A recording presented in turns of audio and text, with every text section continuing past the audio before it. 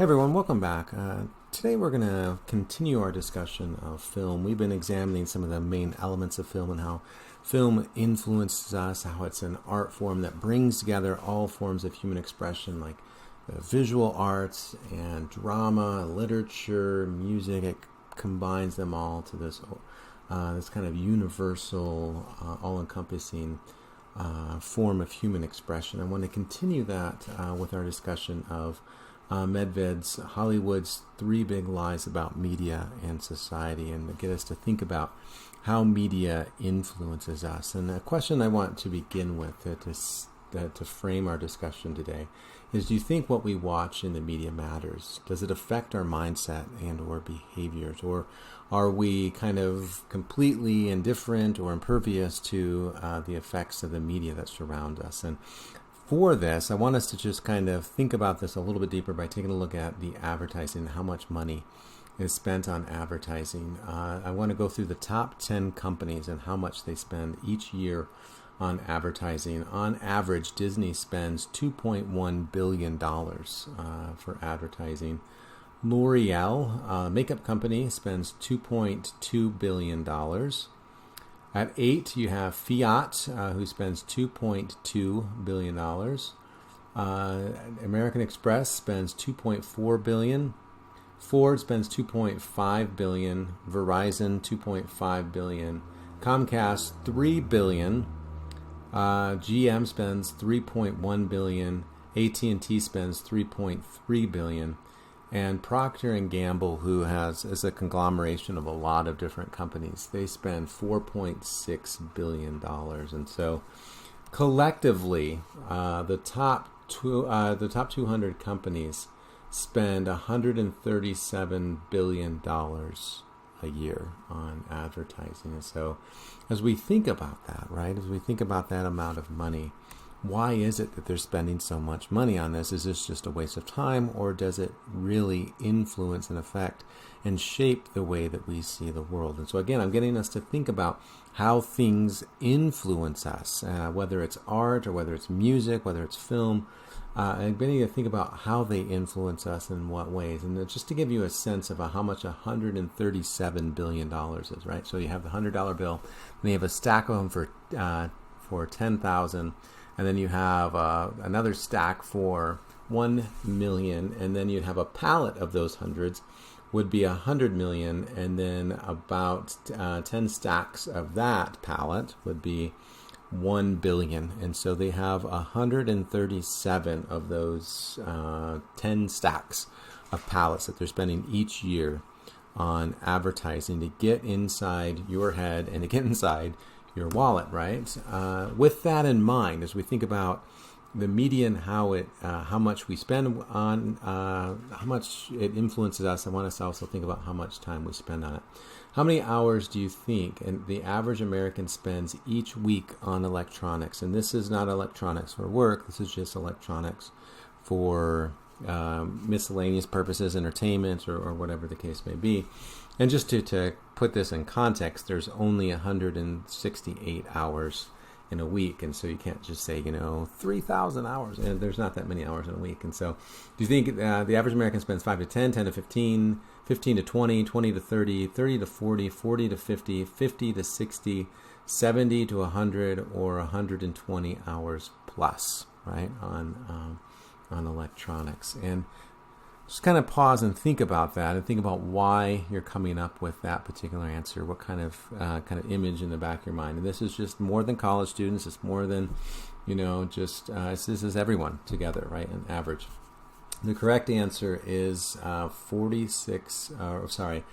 between 50 and 60 hours a week, about 45 hours a week on electronics. And so the average time per week that Americans spend, right? We spend about 46.7 hours a week working. We spend about 45 hours a week sleeping, about 2.5 hours, and that's a week, exercising. And so you can kind of see some problems emerging there.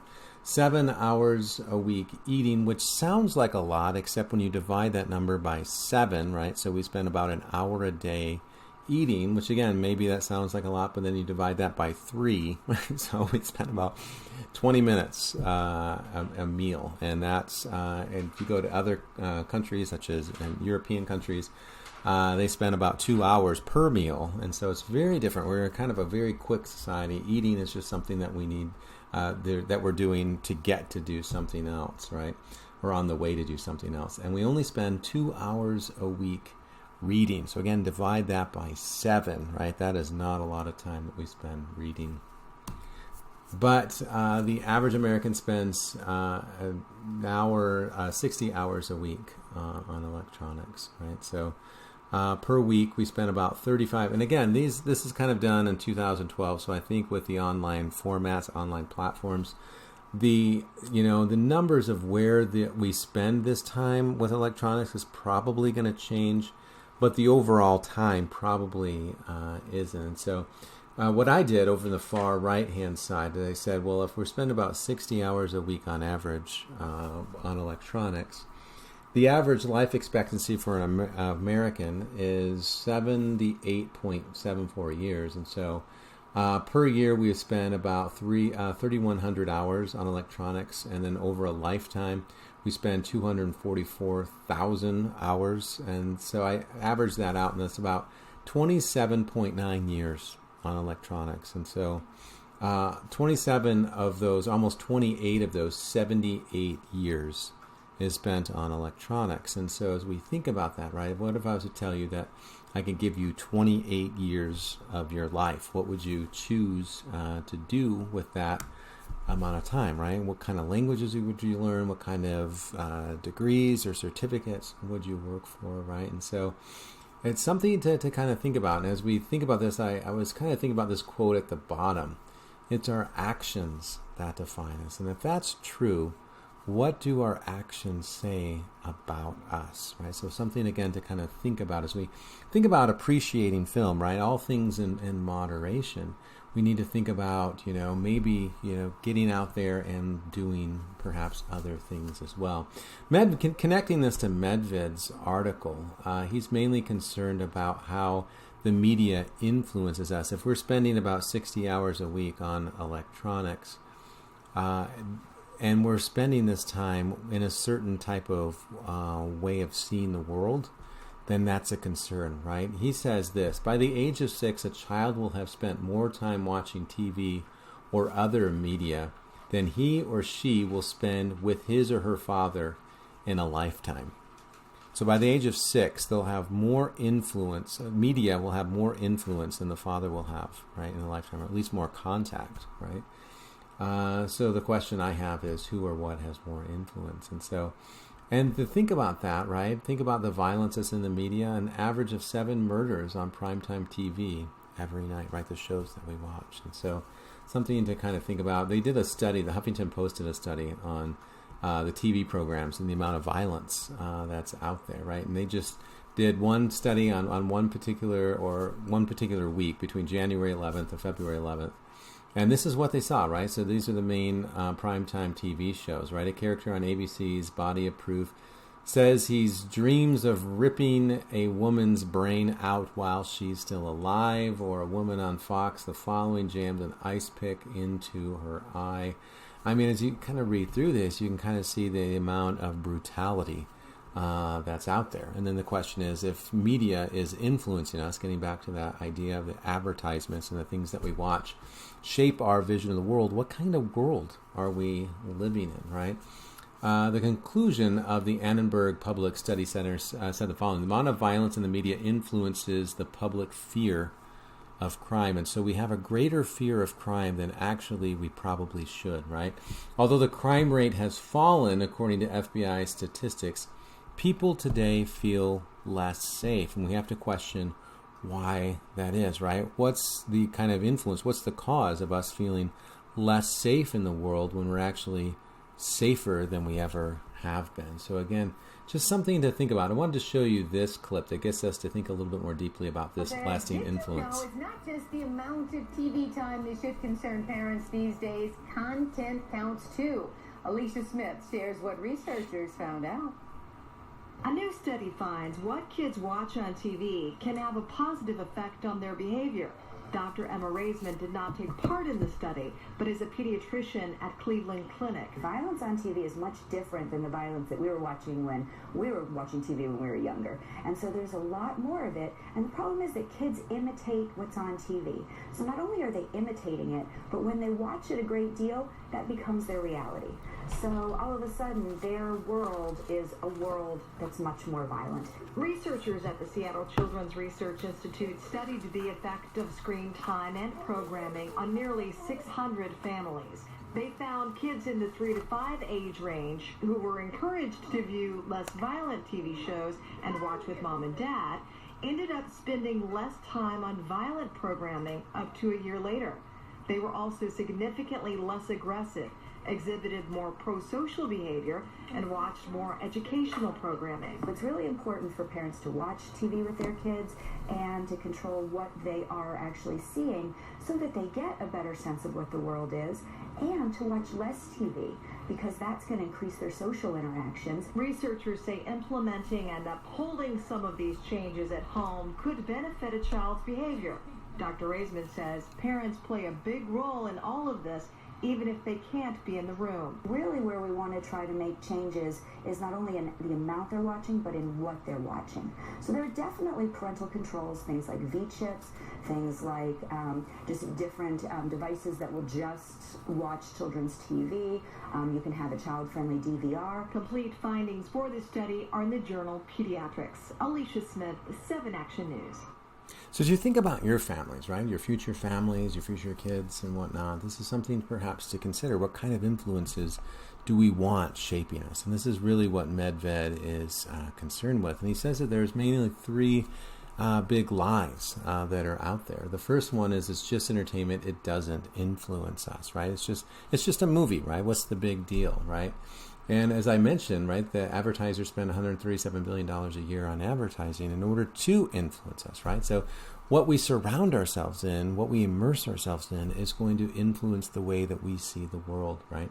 Number 2, it just reflects society, right? It mirrors who we are, right? This movie is just about life, right? That's another lie that we need to kind of push back on, perhaps, right? Society is much less violent than shown in the media, right? We generally tend to watch things that are interesting or things that kind of draw us in, but if we watch too much of that, it starts to shape the way that we see the world. We start to see the world as much more dangerous than it actually is, right? Infidelity, promiscuity is less common than presented, and religious beliefs are much more prevalent than presented, right? So the media is not really reflecting our society, is reflecting an alternate reality that we need to be at least cognizant of or aware of, so that it doesn't affect us the way that it could, right?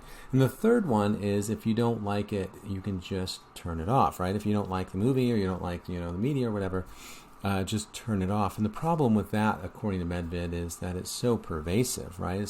It's just everywhere. Everywhere we turn, we're constantly inundated with these kind of images. And so maybe we can't just completely turn it off and just go and live in an underground bunker in Saskatchewan or something. We need to, he says that we need to tune it down, right? Maybe we need to kind of control the amount of intake that we do. And so questioning how much binging we should be doing on Netflix and whatnot, and maybe finding other things that might be more productive or more fulfilling for us. And then I just want to leave with this particular quote. And he says, and this leads me finally to the third point. The lie says we can always turn it off, tune it out. No, you can't, but you know something you can do, right? So rather than being agents that are acted upon, let's think about how we can be agents that act. You know something you can do, turn it down. Everybody can improve the quality of your life by going on a pop culture diet, by watching a little bit less TV, by spending a little bit less time with the movies. It is absolutely appalling the amount of time that the average American wastes on this material. It would be so easy to cut down an hour a day, and you know what cutting down an hour a day means? It means 7 extra hours a week to enjoy friendship, to enjoy loved ones, to volunteer for your church or for your community, to read a book maybe, to listen to music or to play music, to do athletics or to exercise, to go out and about on a beautiful day like this one and to enjoy this beautiful world and this beautiful country that the Almighty has given to every one of us. let's make the most of it, right? So as we think about those 28 years that the average American uses on social, on media, think about what you want to do with those kind of 28 years. And then this kind of leads me just to this interesting book that Robert Putnam wrote about. It's entitled Bowling Alone. And what he argues is since the 1950s, American communities have lost their sense of togetherness, that people really don't know their neighbors anymore. Maybe it's a little bit different in Rexburg. I think Rexburg kind of has more of a 1950s community type of feel to it. But in most communities around the country, people don't really know their neighbors. I lived in, before I moved to Rexburg, I lived in a community and I didn't really know my neighbors very well, right? I knew maybe one or two of them. Everyone else, they just kind of went into their home and that was it. You never saw them again. And so what he argues is that television and other media has been a big part of that. We're getting our sense of our fulfillment of others, right? That we need that collectivity. We need to be together, right? That we're drawn to one another. But he suggests that maybe part of that is we're getting that fulfillment through television and other media. And so we're no longer connecting with each other. We're connecting with our TV programs or whatnot. And so we've replaced relationships with virtual reality. And he suggests that that's tearing apart the communities that we have, that we don't really speak with one another. We don't really have an adequate discourse for each other. And so he suggests that this is leading to the collapse of the American communities. And so just a thought to kind of think about. And I just wanted to leave you with this video that the church put out that gets us to kind of think about these ideas. And I think it serves as a good capstone to this particular thought.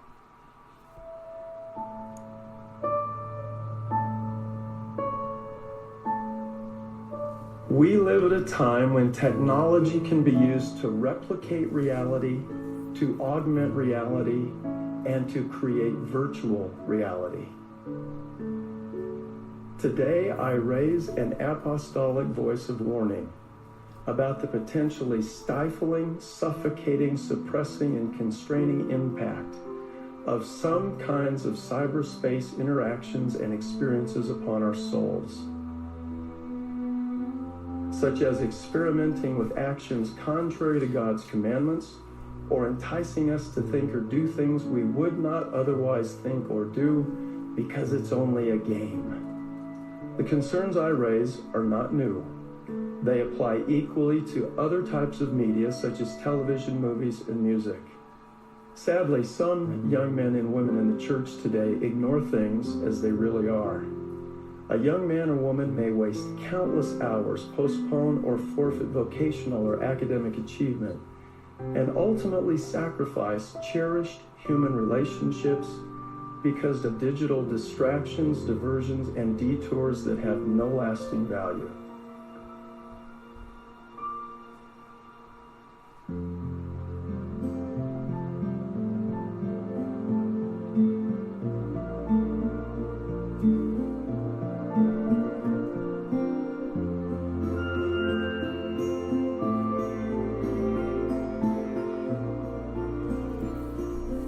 Please understand, I am not suggesting all technology is inherently bad. It is not. Nor am I saying we should not use its many capabilities in appropriate ways to learn, to communicate, to lift and brighten lives, and to build the church. I offer two questions for consideration in your personal pondering and prayerful study. Question number one. Does the use of various technologies and media invite or impede the constant companionship of the Holy Ghost in your life? Question number two. Does the time you spend using various technologies and media enlarge or restrict your capacity to live, to love, and to serve in meaningful ways?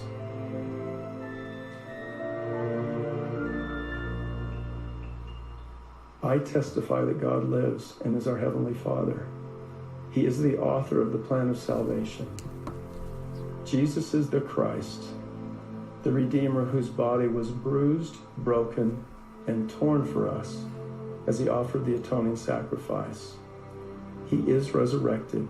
He lives and he stands at the head of his church in these latter days.